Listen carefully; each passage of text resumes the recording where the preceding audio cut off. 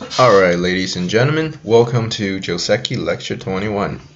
So from this lecture on, we will be covering the 3-4 Josekis, right? So we've been working 20 lectures right now for the start points.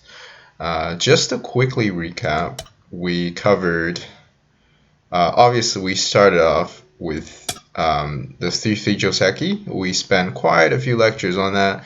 And then we covered some niche variations such as the little demon guard.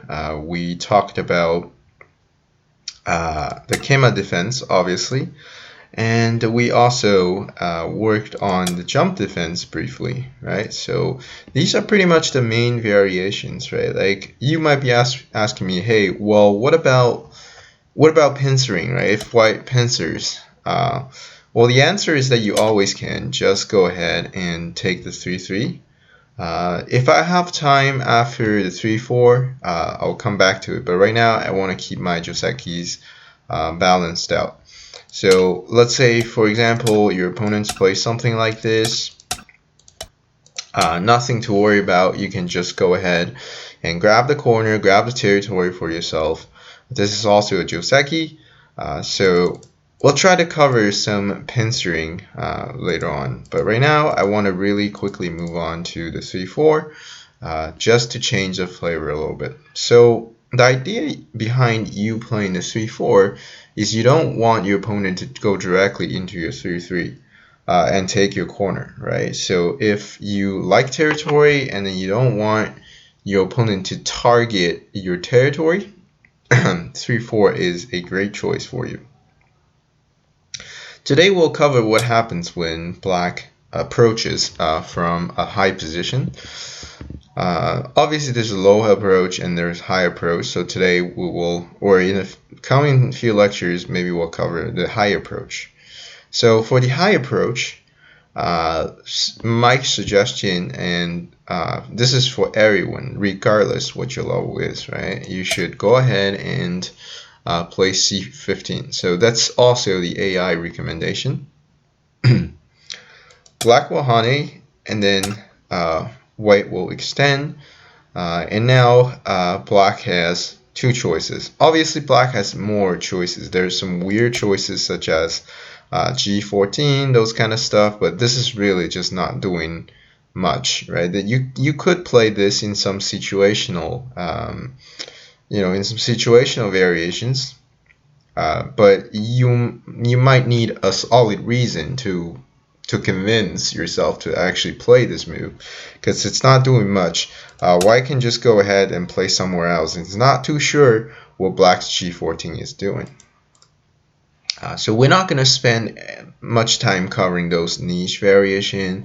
There's obviously also Tanuki. You can play this, but later on white can cut you off at D14, forming a very, very strong influence in the corner. So so we're not going to cover those as well, despite the fact that you might encounter them sometimes. Just remember that this cutting point is a very big move that you can play out. So today we'll cover what happens when black connects. And as pretty much all of my viewers already know, the correct Joseki is the jump at F17. And black will play another move at C10, and if your opponent is very proactive, he can go ahead and Tanuki, right? So if you also like aggression, you can already start a fight here. But usually black would end with C10, but these days with AI you can play whatever you want pretty much, right? So but we will just play this as our Joseki, and we'll memorize this as the Joseki. And I'm pretty sure that everybody has pretty much seen this before. If you played Go for a bit of time, you probably have seen this before. So what I'm gonna work a little bit on is the counting, right? So we all know what is going on. White got the corner and black got the side, and then and the influence towards the center. So what we need to know is how much territory actually white got. So I might have done a counting practice, but I'll do it again. So let's just assume that we will count white's corner like this, right? So this is like the most this is like a fair counting. So we'll likely say that this D16 it's not going to affect what's in the corner. So we can safely say that white has 1, 2, 3, 4, 5 plus 10, right? So 2 times 5 plus 5, that's 15 points. So if you play out like this as white, you are guaranteed to have 15 points in the corner. If nothing dramatic happens, White's got himself 15 points in the pocket, which is very, very nice, right? So I've done this counting exercise. I'm doing it again just to strengthen your impression on how much this is.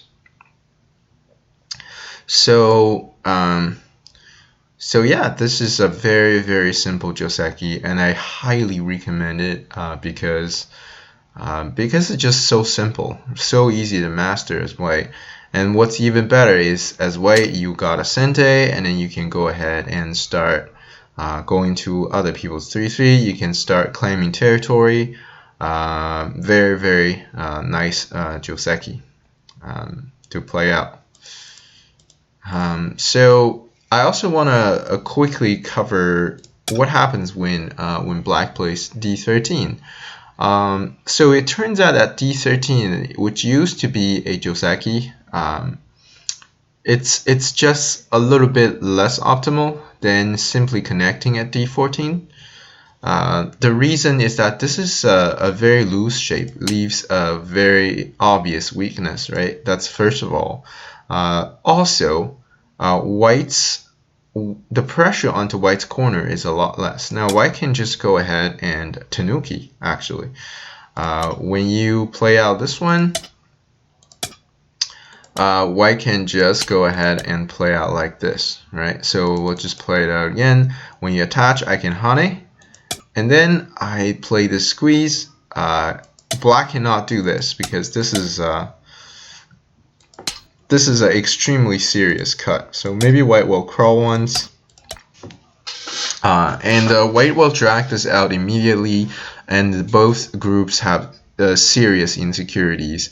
White's corner is fine, so white only needs to deal with these 2 stones. This is not acceptable for black.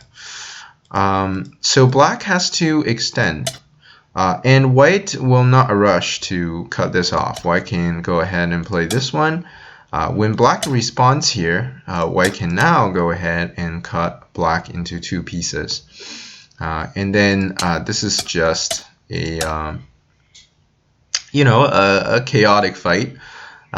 Still equal position, but I would say it's a little bit more tiring for black moving on because both groups are not completely alive. And white has only one group to deal with. So the point is, if black plays the tiger's mouth like d13, it gives white so many choices. White does not have to play f17 in this case. In some cases, if you really, if you play this as black and your opponent is just a fighter, he might go ahead and start pincering you, right? He might ignore you. He might start, annoy you like this. So why would you give a white so many choices, right? On top, if white is a very patient guy, he can still come back to the same Joseki. When you play this one, still weakness, right? Not because you have this shape that you're that this is any better for you, right? This is still equal position, right? So why not just not giving the white too many choices, rather simply connect. Say if white tanukis right now, this is a lot better, right? Like because this thing does not exist anymore. There's no more cutting point here, right? This ladder is gonna work. In worst case, ladder does not work, this net is going to work, right? So white has absolutely no way to get himself out. So yeah, that's my recommendation, is for you to just connect and not be fancy and make tiger's mouth. Because when you make the tiger's mouth, you might be surprised what your opponent comes up with, right? You expect him to play this one, but he really does not have to, right? He has many, many choices. But when you connect here, which doesn't make much difference, you still got yourself the side and the influence towards the sender. This is just a equal game moving on. So as black, you can play out like this. It's no problem. So yeah, so I think this will be my very first lecture on the 3-4. Not gonna go too too nuts about it. So we talk about the high approach, and I said for most of my viewers, regardless your level, my recommendation is always to attach at C15. And then when black plays this one, we can go ahead and extend. Black connects, white jumps, and black plays the 3-space extension. Really not much for me to say here because it's a very, very known Joseki. We said white has a very, very solid 15 points in the corner. And we also talked about some of the issues that you could be encountering with this. First of all, you need to know how to deal with this. And not to say sometimes your opponent are just super aggressive and you can just go ahead and play like that. Not to say he can also be patient and still get himself the territory.